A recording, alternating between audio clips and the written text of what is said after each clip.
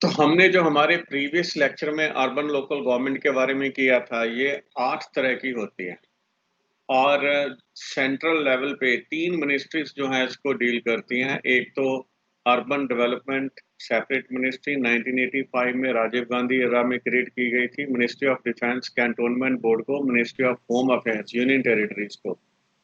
सबसे पहली जो म्यूनिसिपल कॉरपोरेशन 1687 में मैड्रास में बनी, और 1726 में अगली जो हमारे पास म्यूनिसिपल कॉरपोरेशन थी ये बॉम्बे और कलकत्ता में। लॉर्ड मेयो रेजोल्यूशन 1870 में वो फाइनेंशियल डिसेंट्रलाइजेशन के ऊपर पहला इंपॉर्टेंट रेजोल्यूशन था, और उसमें बात की गई थी कि financial decentralisation will be done to the local self governing institution. Lord Ripon resolution 1882, इसको मैग्ना कार्टा बोलते हैं लोकल सेल्फ गवर्नमेंट का, और लॉर्ड रिपन जी को हम बोलते हैं father of local self government in India. फिर रॉयल कमीशन डिसेंट्रलाइजेशन 1907 में आया, और इसने रिपोर्ट सबमिट की 1909 में, और इसके चेयरमैन हॉप हाउस थे। और royal commission on decentralisation is also one of the important commissions. इसके बाद 1919 में जो लोकल गवर्नमेंट का सब्जेक्ट था, it was under transferred subject, it was transferred to the Indian ministers. इसका मतलब ये निकलता है। और उसके बाद 1924 में कैंटोनमेंट एक्ट सेंट्रल गवर्नमेंट ने पास किया, और इसके अंदर जो हमारे अलग अलग तरह के जो कैंट्स हैं ये बनते हैं कैंटोनमेंट एक्ट के अंडर। और एट द सेम टाइम 1935 जो गवर्नमेंट ऑफ इंडिया एक्ट आया, उसके अंडर जो लोकल गवर्नमेंट थी, it was a provincial subject. हमारी कॉन्स्टिट्यूशन में local self government state list में आता है शेड्यूल 7 में, और ये एक स्टेट सब्जेक्ट है। तो जो हमारा अब अर्बन लोकल गवर्नमेंट की हम जो बात करते हैं, तो इसके केस में नेक्स्ट पॉइंट आते हैं। जब आपने एक गवर्नमेंट सेटअप कर ली तो कुछ आप कमेटीज बिठाते हैं। Important committees local finance committee under Wattal, और पंचायती राज इंस्टीट्यूशन में लोग जो फाइनेंस कमेटी के चेयरमैन कौन थे, लास्ट टाइम हमारे क्वेश्चन आंसर सेशन में ये डिस्कस हुआ था। किसी को मालूम है तो बोल दो। And then taxation inquiry commission John Mathai, नहीं मालूम तो घर जाके रिवाइज करना एक बार। उसके बाद committee on training professor Nuruddin Ahmed, rural urban relationship committee A P Jain, and then committee of ministers on augmentation of financial resources of urban local bodies। urban local bodies के वित्तीय जो रिसोर्सेज हैं इनको बढ़ाने के लिए कमेटी बैठी, उसके चेयरमैन थे रफीक जकरिया।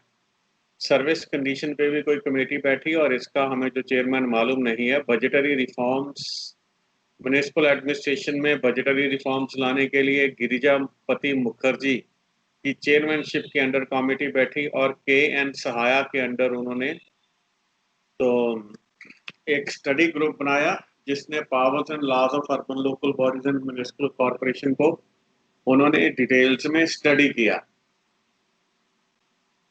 और इसके बाद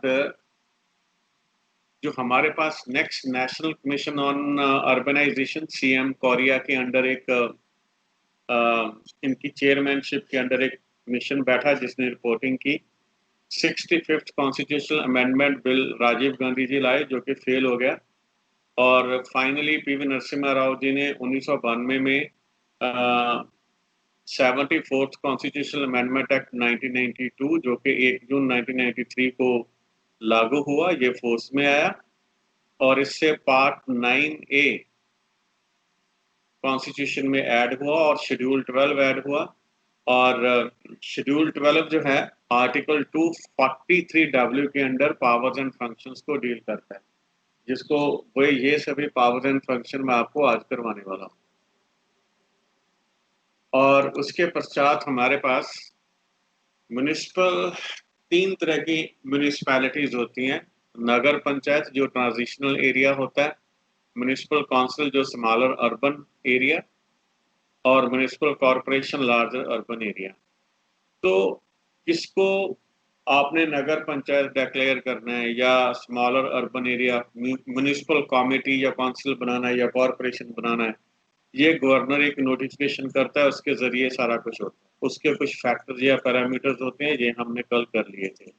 तो we have gone through composition, wards committee, reservation of seats, duration of municipality, disqualifications और powers and functions, finances, finance commission, ये सारे पार्ट हमने प्रीवियस लेक्चर में कर लिए थे।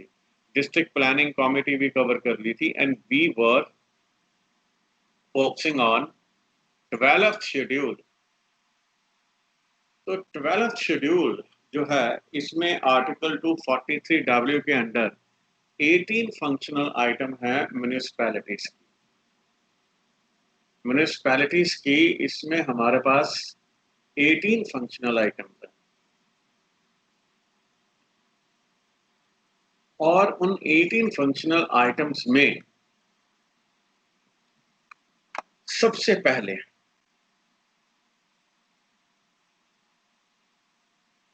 Urban planning includes town planning, town planning आती है। उसके बाद regulation of land use and construction of buildings, ये एक बड़ा इंपॉर्टेंट इशू है कि आपने जो जमीन है ये किस काम के लिए इस्तेमाल करनी है, और उसको एक अगर वो पर्पस को चेंज करना हो तो CLU होता है, चेंज ऑफ लैंड यूज। और इसके लिए मतलब कि इट्स सोर्स ऑफ, आप बोल सकते हो कि जो हमारे म्यूनिसिपल कॉरपोरेशन में it's a big source of corruption, आप इसको मान सकते हो। Regulation of land use and construction of buildings, buildings banana, planning for economic and social development. तो आपके जो इकोनॉमिक और सोशल डेवलपमेंट करनी है, स्पेशली जो डिप्रेस क्लासेस हैं उनकी, और roads and bridges, water supply for domestic, industrial and commercial purposes, public sanitation, conservancy and solid waste management, fire services, ये याद रखो। Urban forestry, protection of environment and promotion of ecological aspects, safeguarding the interest of weaker sections of society, including handicapped and mentally retarded. Slum improvement and upgradation, जो बड़े शहर हैं इनमें slum की बहुत बड़ी प्रॉब्लम है, तो उसकी जो इम्प्रूवमेंट का काम है, स्लम इम्प्रूवमेंट, तो ये भी एक इम्पॉर्टेंट इशू है। और साथ में अर्बन पॉवर्टी एलिवेशन, ज़्यादातर हमारे जो प्रोग्राम है ये रूरल पॉवर्टी एलिवेशन के ऊपर फोकस करते हैं, और अर्बन एरियाज में पर्टिकुलरली स्लम एरियाज में पॉवर्टी बहुत ज़्यादा है, और उनको भी हमें टैकल करना चाहिए, या टैकल करने के लिए कोई ना कोई प्लान्स शुड बी देयर।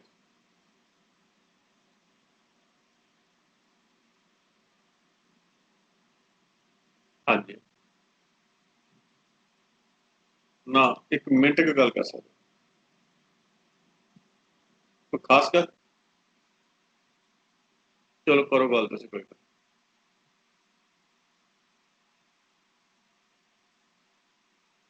हाँ,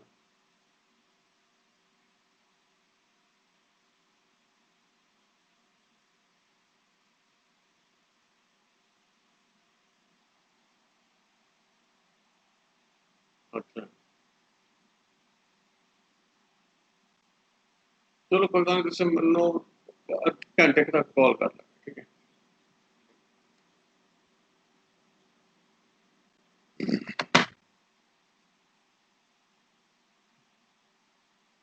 तो अब इसमें क्या है हमारे पास, slum improvement and upgradation, urban poverty elevation, provision for urban amenities and facilities such as parks, gardens and playgrounds। तो ये एक हमारे पास बड़ा इंपॉर्टेंट पार्ट है। Urban amenities, facilities, parks, gardens, playgrounds, promotion of cultural, educational and aesthetic aspects, burials, burial grounds, cremations, cremation grounds, electric cremation, cattle ponds, prevention of cruelty to animals, vital statistics, including registration of birth and death. ये याद रखो, ये पंचायती Raj institutions के under नहीं होता। Urban bodies के cases में it falls under the urban local government, लेकिन जो पंचायती राज पीआरवाई में ये उसके पास नहीं होता। Public amenities including street lightning, parking lots, bus stops and public conveniences, regulation of slaughterhouses and tanneries. Slaughterhouses और जो tanneries हैं इनकी regulation. Public amenities including street lighting, parking lots, bus stops and public conveniences. तो इसमें हमारे पास ये main functions हैं और इन मेन फंक्शंस पे क्वेश्चंस अक्सर आ जाते हैं। आपने इनको एक दो दो तीन तीन बार पढ़ना जरूर है और इसको लॉजिकली कोरिलेट करने की कोशिश करनी है। देखो अर्बन प्लानिंग, टाउन प्लानिंग इनके अंडर आएगा, रेगुलेशन ऑफ लैंड यूज ये भी आएगा, planning for economic and social development important issue है, road and bridges, water supply for domestic, industrial and commercial purposes, public health, sanitation, conservancy and solid waste management, fire services, urban forestry, protection of environment and promotion of ecological aspects, safeguarding the interests of weaker sections of society including the handicapped and mentally retarded, slum improvement and upgradation, urban poverty alleviation, provision of urban amenities and facilities such as parks, gardens, playgrounds, promotion of cultural, educational and aesthetic aspects, burials, burial grounds, cremation grounds and electric crematoriums, cattle ponds, prevention of cruelty to animals। ये बात cattle ponds भी आपको idea में आ जाएगा, लेकिन prevention of cruelty to animals भी में miss this line। Vital statistics में तो आप चक्कर खा सकते हो, birth and death, birth certificate और डेथ सर्टिफिकेट जो है ये नॉर्मली हमारे इनसे ही बनते हैं, एमसी से ही बनते हैं, लेकिन गांव में ऐसा नहीं है। P R wise Panchayati Raj institutions के केसेस में सिचुएशन इज डिफरेंट। तो इसी तरह से public amenities including street lightning, parking lots, bus stops and public conveniences, regulation of slaughter houses and tanneries. Tanneries यहाँ पे हमारे पास चमड़े वगैरह का को कलर करने का काम होता है। टैनरीज में वैसे बाकी भी कलरिंग होती है, ऐसी बात नहीं है। ये तो ऐसे था कि स्लॉटर हाउसेज के साथ था, इसलिए we just talk about this. और ये इस समय बड़ा इंपॉर्टेंट इशू है स्लॉटर हाउसेज में, ये एलिगेशंस हैं, even cows are slaughtered. Following 8 types of urban local bodies are created in India for administration of urban areas: municipal corporation, municipality, notified area committee, town area committee, cantonment board, township board, trust and special purpose agencies। सबसे पहले corporation, जो big cities है इनमें corporation होती हैं, जैसे Delhi, Mumbai, Kolkata, Hyderabad, Bangalore and others. तो इनको स्टेट बाय एक्ट एस्टेब्लिश करता है। किसी स्टेट में, जैसे पंजाब में आपने म्युनिसिपल कॉर्पोरेशन बनानी है, तो पंजाब की जो स्टेट लेजिस्लेचर होगा वो एक एक्ट बनाएगा और उस एक्ट में सारी म्युनिसिपल कॉर्पोरेशन के बारे में जो भी डिस्क्रिशनरी पावर्स हैं स्टेट के पास, उसके ऊपर वो फैसला लेने के बाद वो म्युनिसिपल कॉर्पोरेशन में वो उस सभी पॉइंट्स को इनकॉर्पोरेट करे। जो यूनियन टेरिटरीज हैं जैसे चंडीगढ़ है, या इसमें अगर आपने किसी म्युनिसिपल कॉर्पोरेशन को क्रिएट करनी है तो उसमें पार्लियामेंट ऑफ इंडिया, यूटी के केसेस में it is Parliament of India that will make law. There may be one common act for municipal corporation और सेपरेट एक्ट फॉर, हाँ ये इसने बोला है, सभी म्युनिसिपल कॉर्पोरेशन के लिए एक कॉमन एक्ट भी हो सकता है, या ऐसे भी हो सकता है कि जो पटियाला की कॉर्पोरेशन है उसका एक एक्ट हो, वो डिफर करता हो लुधियाना की कॉर्पोरेशन के एक्ट से। और लुधियाना वाला जालंधर की कॉरपोरेशन एक्ट से मतलब डिफर करता हो। ये सारा डिसीजन जो है ये it lies with the state government कि उन्होंने म्युनिसिपल कॉरपोरेशन का सेम एक्ट सभी जगह पे अप्लाई करना है या कोई मेट्रोपॉलिटन सिटी स्पेसिफिक डिफरेंसेस रखनी है। जैसे फॉर एग्जांपल जो कोस्टल एरियाज हैं, आपने मेट्रोपॉलिटन एरिया कोस्टल एरिया में डिक्लेयर करना है।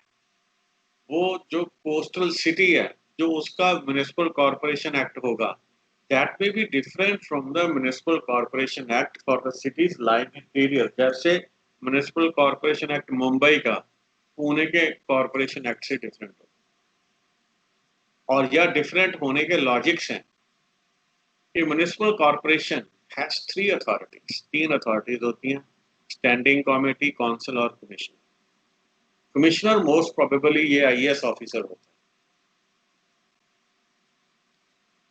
है। एक तो काउंसिल होती है, इसमें हमारे पास इलेक्टेड मेंबर होते हैं। फिर कुछ स्टैंडिंग कमेटीज होती हैं। स्टैंडिंग कमेटीज जो हैं, इसमें इलेक्टेड मेंबर्स भी हो सकते हैं, टेक्निकल एक्सपर्ट्स भी हो सकते हैं, और एक कमिश्नर होता है जो इसका एग्जीक्यूटिव होता है और जो आईएएस ऑफिसर होता है। The corporation council consist of councillors directly elected by the people as well as a few nominated member. तो जो कॉरपोरेशन की काउंसिल होती है, इसमें डायरेक्टली इलेक्टेड लोग भी होते हैं, कुछ नॉमिनेटेड भी होते हैं, जिनको म्युनिसिपल एडमिनिस्ट्रेशन का की नॉलेज और एक्सपीरियंस हो। इनके पास वोटिंग पावर नहीं होती, मतलब डिस्कशन वगैरह कर सकते हैं। In brief the composition of council, reservation for SC STs and women governed bye. तो ये एक रिजर्वेशन का जो एक कॉमन पार्ट है, ये सभी को करना पड़ेगा। ये 74th कॉन्स्टिट्यूशनल अमेंडमेंट एक्ट जो बोलता है reservation in proportion of population for SC and STs and more than one third for women. तो इसके ऊपर जो कॉल है ये स्टेट गवर्नमेंट ने लेनी है। The corporation council is headed by mayor.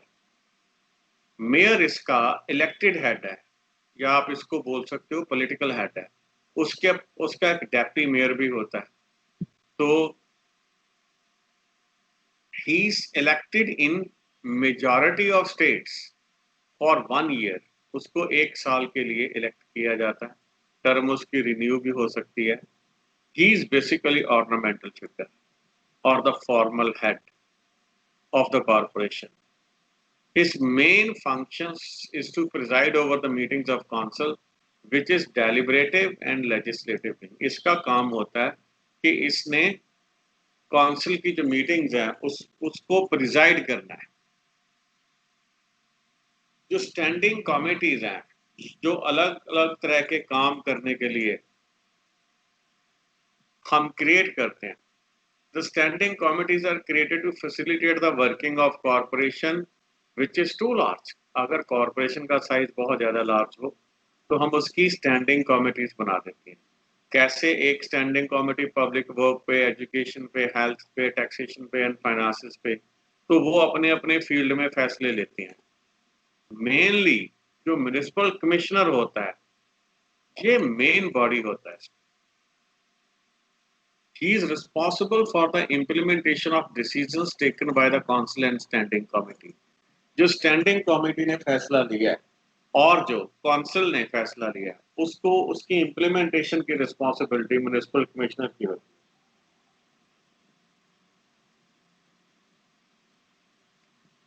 और ये कॉरपोरेशन की चीफ एग्जीक्यूटिव अथॉरिटी होती है। तो इसको स्टेट गवर्नमेंट अपॉइंट करती है और ये आईएएस होता है। Municipality, the municipalities are established for administration of towns and small, जो छोटे शहर हैं इनके लिए ये इनको एस्टेब्लिश किया जाता है। तो कॉरपोरेशन की तरह इनके भी एक्ट, स्टेट इनको बाय एक्ट ही एस्टेब्लिश करती है, और यूनियन टेरिटरी में इसको पार्लियामेंट ऑफ इंडिया एस्टेब्लिश करती है। तो इसके कई नियम है, municipal council, municipal committee, municipal board या borough municipality, city municipality and others. Like municipal corporation, municipality की 3 अथॉरिटीज होती हैं, नेमली काउंसिल होती है, स्टैंडिंग कमेटी होती है और चीफ एग्जीक्यूटिव ऑफिसर होता है। तो इसमें जो काउंसिल में एससी और एसटी और वुमेन की जो 74th कॉन्स्टिट्यूशनल अमेंडमेंट एक्ट के अकॉर्डिंगली रिजर्वेशन ऑफ सीट्स होती है, काउंसिल की वही डेलिब्रेटिव और लेजिस्लेटिव विंग है जो बातचीत करके विचार करता है और कानून बनाता है। जो काउंसिल का हेड होता है वो चेयरमैन होता है। चेयरमैन उसी तरह से जैसे हमारे पास म्युनिसिपल कॉरपोरेशन का मेयर और डेप्टी मेयर था, तो यहाँ पे हमारे पास चेयरमैन और वाइस चेयरमैन, प्रेसिडेंट या वाइस प्रेसिडेंट। लेकिन मेयर के पास पावर कोई नहीं थी। कॉरपोरेशन में सारी की सारी पावर आईएएस में सेंटर्ड थी, एग्जीक्यूटिव पावर। लेकिन यहाँ पे केस डिफरेंट है। तो इस केस में mayor plays the pivot role in the municipal administration. He presides over the meetings of the council and he enjoys executive power. जो मेयर है म्युनिसिपल कॉरपोरेशन का, उसके पास कोई एग्जीक्यूटिव पावर नहीं है, डेलिब्रेटिव और लेजिस्लेटिव पावर है। सारी की सारी पावर जो आईएएस अफसर है, म्युनिसिपल कॉरपोरेशन है, उसके पास है। म्युनिसिपैलिटी में ऐसा नहीं है। म्युनिसिपैलिटी में जो चेयरमैन है म्युनिसिपल कमेटी का, उसके पास पावर है, एग्जीक्यूटिव पावर भी है। जो स्टैंडिंग कमेटीज हैं ये क्रिएट की जाती हैं काम चलाने के लिए। दे डील, वही उनका काम क्या, पब्लिक वर्क्स कैसे कराने हैं, taxation, health, finance and so on, ये ऐसे काम करती है। इसी तरह से chief executive officer, chief municipal officer is responsible for, जो ईओ होता है, एग्जीक्यूटिव ऑफिसर या चीफ एग्जीक्यूटिव ऑफिसर, जो एडमिनिस्ट्रेशन करता है, ये डे टू डे एडमिनिस्ट्रेशन के लिए रिस्पॉन्सिबल है। तो अगर हम ये बात बोलें तो उसको स्टेट गवर्नमेंट अपॉइंट करती है। उसका एक अलग से इंटरव्यू होती थी पहले। तो अब वैसे देर इज ए मूव के आप इनको पीसीएस में डाल दो। ये बड़ी पावरफुल पोस्ट होती है।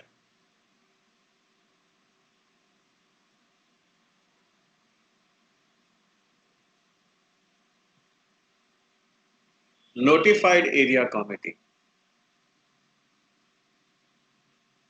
ये नॉमिनेटेड होती है। ये क्वेश्चन बहुत बार आ चुका है। कौन सी फॉर्म ऑफ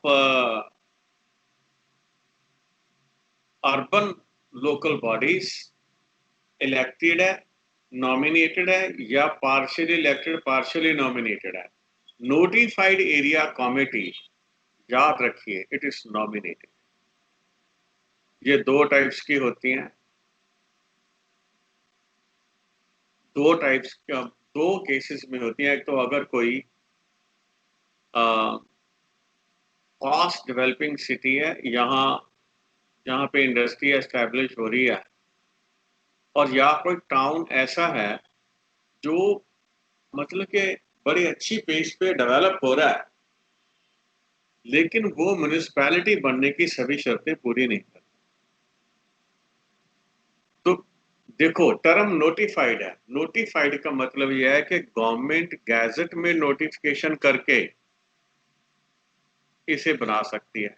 इसीलिए इसका नाम क्या है, नोटिफाइड एरिया कमेटी। एक बार फिर से बताऊं, ये नॉमिनेटेड होती है।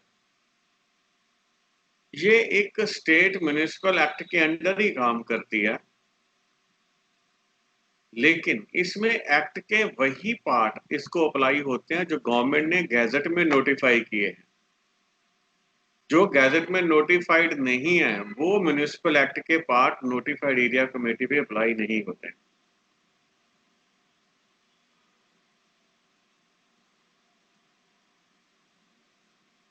ये बात, it is entirely nominated body, मैंने पहले भी आपको बता दिया।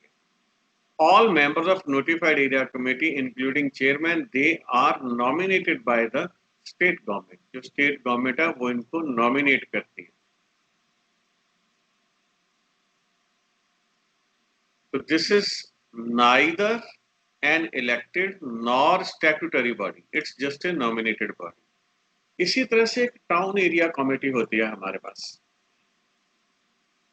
Town area committee is set up for administration of small town. It is a semi-municipal authority and is entrusted with limited number of civic functions. ये छोटे मतलब के टाउन शहरों के लिए होती है, ये सेमी म्युनिसिपल अथॉरिटी है। इसके पास जो सिविक फंक्शंस हैं लिमिटेड होती हैं, जैसे drainage, roads, street lightning, conservancy etcetera. इसको भी स्टेट क्रिएट करता है बाय सेपरेट एक्ट। इसकी जो कंपोजिशन है या जो फंक्शंस हैं ये उसी एक्ट में निर्धारित की जाती हैं जिस एक्ट से टाउन एरिया कमेटी क्रिएट की जाती है। तो ये सारी की सारी इलेक्टेड भी हो सकती है, होली इलेक्टेड, होली नॉमिनेटेड भी हो सकती है, और पार्टली इलेक्टेड और पार्टली नॉमिनेटेड भी हो सकती है। रूरल अर्बन रिलेशनशिप कमेटी 1963-66 जिसको एपी जैन ने हेड किया था, उन्होंने छोटे शहरों के लिए उन्होंने रिकमेंड किया था कि जो स्मॉल टाउन एरिया कमेटी है इनको पंचायती राज इंस्टीट्यूशन से मर्ज कर दो।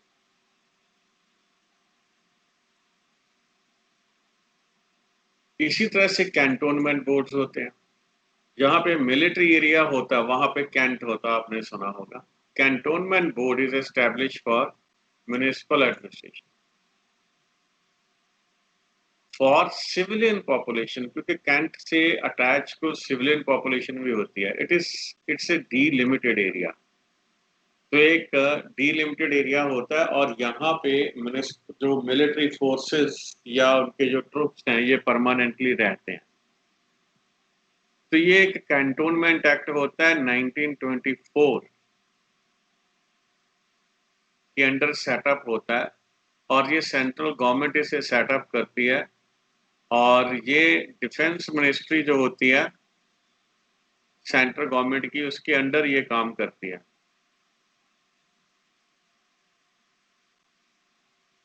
कैंटोनमेंट बोर्ड है जो, इसको क्रिएट करने का काम भी सेंट्रल गवर्नमेंट करती है और एडमिनिस्ट्रेशन करने का काम भी सेंट्रल गवर्नमेंट करती है। दोनों काम जो है वो सेंट्रल गवर्नमेंट करती है।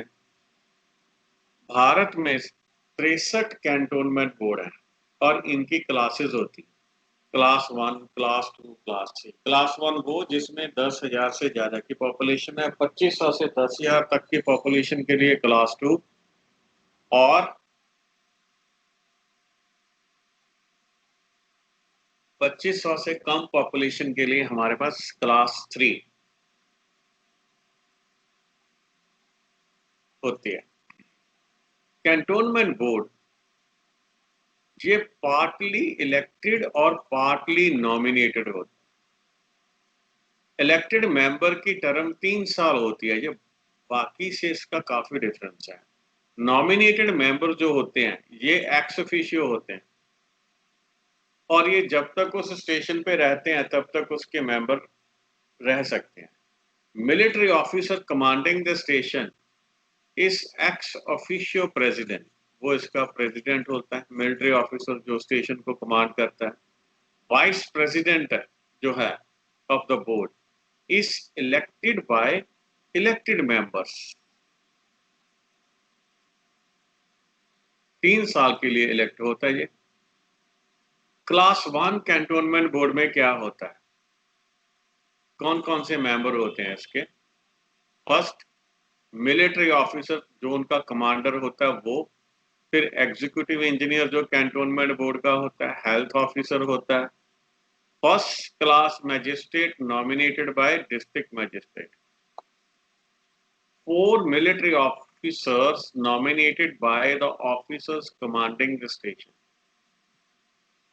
तो 4 और मिलिट्री ऑफिसर्स हैं जिनको कमांडर साहब नॉमिनेट करते हैं। 7 मेंबर्स, 7 मेंबर वो जो कैंट के इलेक्टेड हैं। The functions performed by the cantonment board are similar to municipality. These are statutory categorized. इनको वैधानिक तौर पे दो हिस्सों में बांटा होता है. One is obligatory, other is discretionary. एक तो वो है जो करने ही होते हैं, दूसरे जिसकी मनमर्जी होती है, आप उसे कर भी सकते हो और नहीं भी. The sources of income include tax revenue and non tax revenue. जो इनका इनकम के सोर्स होते हैं ये दो होते हैं. That may be tax revenue और नॉन टैक्स रेवेन्यू.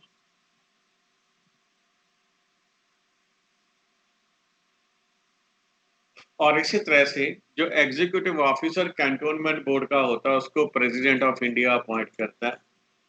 तो वो सभी रेजोल्यूशन या डिसीजंस हैं जो बोर्ड के, इनको इम्प्लीमेंट करता है. ये सेंट्रल कैडर होता है जो इसी पर्पस के लिए इसको एस्टेब्लिश किया जाता है. तो इसके बाद आगे टाउनशिप.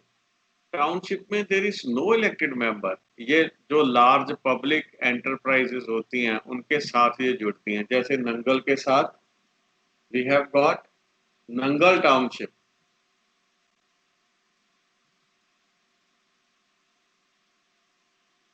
नंगल के साथ हमारे पास नंगल टाउनशिप. यहाँ पे बीबीएमबी या एनएफएल वगैरह थी, इसलिए उनके साथ इन्होंने नंगल टाउनशिप क्रिएट कर दी.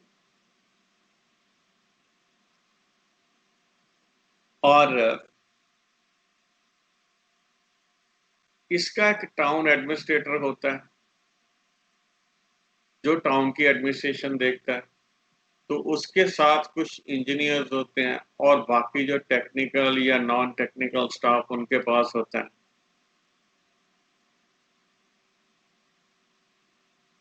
तो इसमें there is no elected member. कोई मेंबर इलेक्टेड नहीं होता. तो ये क्या है, जो उस पब्लिक सेक्टर एंटरप्राइज का ब्यूरोक्रेटिक स्ट्रक्चर है उसी में से कुछ बंदे लेके उनको ये सभी इंपॉर्टेंट पोजीशन संभाल देते. इसके बाद पोर्ट ट्रस्ट. जितने पोर्ट एरियाज हैं जैसे मुंबई, कोलकाता, चेन्नई एटसेट्रा, जितने इनके पोर्ट एरियाज हैं वहां पे पोर्ट ट्रस्ट क्रिएट किए गए हैं. तो ये दो पर्पस होते हैं इनके. एक तो to manage and protect the ports. Ports को मैनेज करना और उनको प्रोटेक्ट करना. To provide civil amenities provide करना. A port trust is created by an act of parliament. ये एक बात याद रखें. इसमें इलेक्टेड मेंबर्स भी होते हैं और नॉमिनेटेड, ये दोनों मेंबर्स इसमें होते हैं. चेयरमैन ऑफिशियल होता है. जो इसकी सिविक फंक्शंस होती हैं वो सारी की सारी जो सिविक फंक्शंस हैं they are similar to the civic functions of a municipality.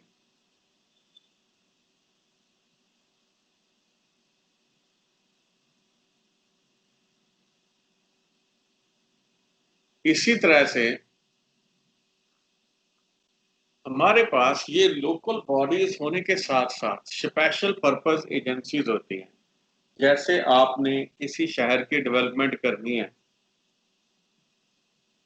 तो उसमें जैसे पुड्डा हम बोलते हैं, इम्प्रूवमेंट ट्रस्ट है. इम्प्रूवमेंट ट्रस्ट भी सेम है. ये भी जो कॉलोनीज डेवलप करती है या मार्केट्स डेवलप करती है. तो ये मल्टी, जो हमारी इसमें क्या होता है, मल्टीपर्पस एजेंसीज के साथ साथ सिंगल पर्पस एजेंसीज होती हैं जिनकी स्पेसिफिक फंक्शंस होती हैं. जैसे टाउन इम्प्रूवमेंट ट्रस्ट है, ये एक ही काम करता है, ये मार्केट्स बनाता है या घर बनाता है. अर्बन डेवलपमेंट अथॉरिटीज ये residential areas, commercial areas develop करता है.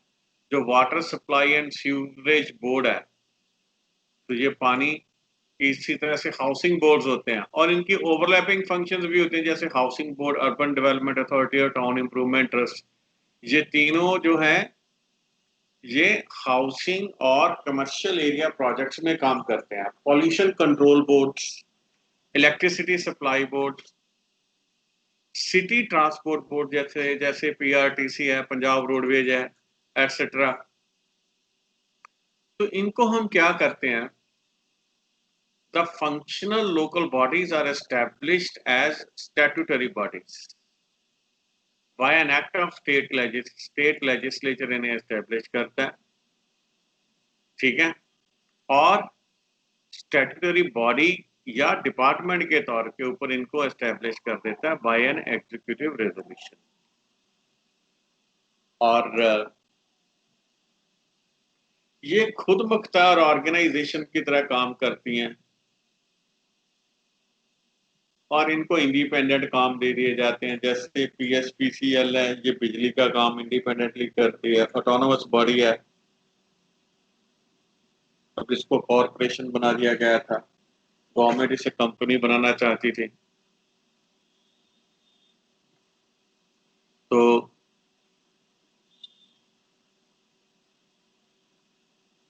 ये किसी के अधीन नहीं होते। ऐसे नहीं होगा कि जो पंजाब इलेक्ट्रिसिटी बोर्ड है ये पटियाला म्युनिसिपल कमेटी कॉरपोरेशन के अंडर काम करेगी या लुधियाना कॉरपोरेशन के under. No, they will work independent. तो अब ये हमने सारा स्ट्रक्चर एक बार एस्टेब्लिश तो कर लिया। इसके बाद एक नेक्स्ट क्वेश्चन ये आता है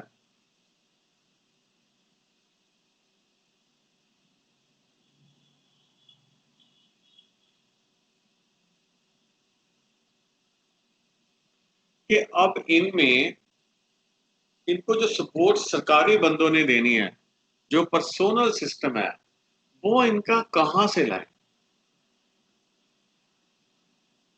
पर्सोनल सिस्टम है जो इनका, वो कहां से लाए।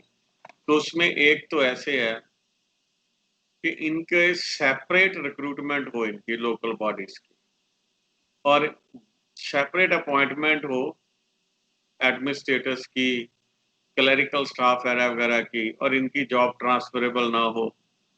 ये सबसे ज्यादा सिस्टम यही चलता। तो इससे लोकल ऑटोनॉमी रहती है और अनडिवाइडेड लॉयल्टी रहती है। तो इन पंजाब में यही यही सिस्टम फॉलो होता है। इसके बाद यूनिफाइड पर्सोनल्स हैं। तो इसमें जो स्टेट गवर्नमेंट है वो अपॉइंट करती है और एडमिनिस्टर करती है और कंट्रोल करती है म्युनिसिपल पर्सनल को। तो स्टेट सिविल सर्विसेज में से ये सभी आदमी लिए जाते हैं, इनके एम्प्लॉइज या ऑफिसर्स जो हैं, इनका स्टेट वाइज कैडर होता है। तो सारी अर्बन बॉडीज के लिए ऑफिसर्स या बाकी का जो उनका स्टाफ है, ये सारे का सारा जो होता है, तो इसकी रिक्रूटमेंट अलग होती है। और ये सिस्टम आंध्र प्रदेश, तमिलनाडु, उत्तर प्रदेश, राजस्थान, मध्य प्रदेश एटसेट्रा में ये सारा सिस्टम जो है ये प्रिवेल करता है। इसी तरह से हमारे पास इंटीग्रेटेड पर्सोनल सिस्टम होता है,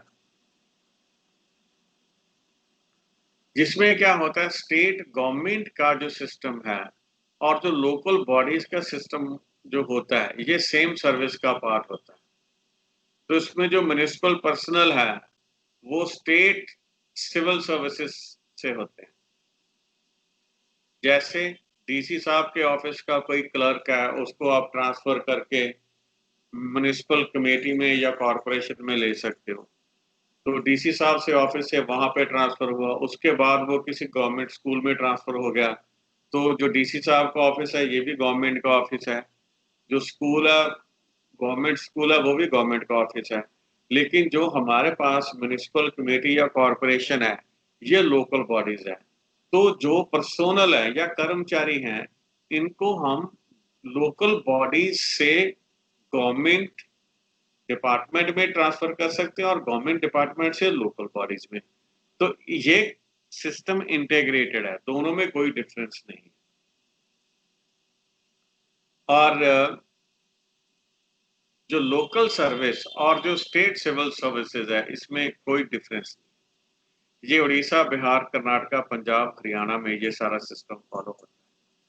तो भारत में जो अर्बन गवर्नेंस के लिए ट्रेनिंग इंस्टीट्यूशंस थी सबसे पहले local self government, all India institute of local self government 1927 में एस्टेब्लिश हुई। ये एक प्राइवेट रजिस्टर्ड सोसाइटी थी, प्राइवेट रजिस्टर्ड सोसाइटी। इसके बाद centre for urban environment studies new Delhi में 1967 में सेटअप हुई। नूरुद्दीन अहमद कमेटी जो बैठी थी ट्रेनिंग को जो स्टडी कर रही थी, ट्रेनिंग ऑफ म्युनिसिपल एम्प्लॉयज, तो उन्होंने रिकमेंड किया कि हमारे पास एक centre of urban and environmental studies setup किया जाए। इसी तरह से regional centre for urban and environmental studies, तो ये तो दिल्ली में एस्टैब्लिश हो गया। तो इसी तरह से उन्होंने कई रीजनल सेंटर एस्टैब्लिश कर दिए, कोलकाता, लखनऊ, हैदराबाद, मुंबई 1968 में नूरुद्दीन कमेटी की रिकमेंडेशंस के ऊपर। फिर एक national institution of urban affairs 1976 में एस्टेब्लिश हुआ। ह्यूमन सेटलमेंट मैनेजमेंट इंस्टीट्यूशन 1985 में एस्टेब्लिश। तो इसके बाद जो central council of local government थी, ये 1954 में एस्टेब्लिश हुई और आर्टिकल 263 के अंडर प्रेसिडेंट ने इसे कॉन्स्टिट्यूट किया। इसी आर्टिकल के अंडर इंटीग्रेटेड जो है, जो इंटीग्रेशन काउंसिल है, वो भी एस्टेब्लिश हुई है। Originally it was known as central council of local self government. बाद में जो सेल्फ गवर्नमेंट था, ये सुपरफ्लुअस टर्म हो गया और इसकी जगह पे सिर्फ गवर्नमेंट रख लिया 1980 और 1958 तक ये अर्बन और रूरल दोनों बॉडीज को डील करती। 58 में ये अकेले अर्बन लोकल गवर्नमेंट को डील करने लगी। काउंसिल जो है ये एक एडवाइजरी बॉडी है, इसमें मिनिस्टर अर्बन डेवलपमेंट का होता है और मिनिस्टर्स जो लोकल, जो स्टेट्स, सभी स्टेट्स रहते हैं उनके जो लोकल बॉडीज के मिनिस्टर्स होते हैं वो आते हैं और यूनियन मिनिस्टर जो है वो इस काउंसिल के चेयरमैन के तौर के ऊपर काम करते हैं। तो इसी के साथ हमारा ये एक इम्पॉर्टेंट सेशन खत्म हो गया।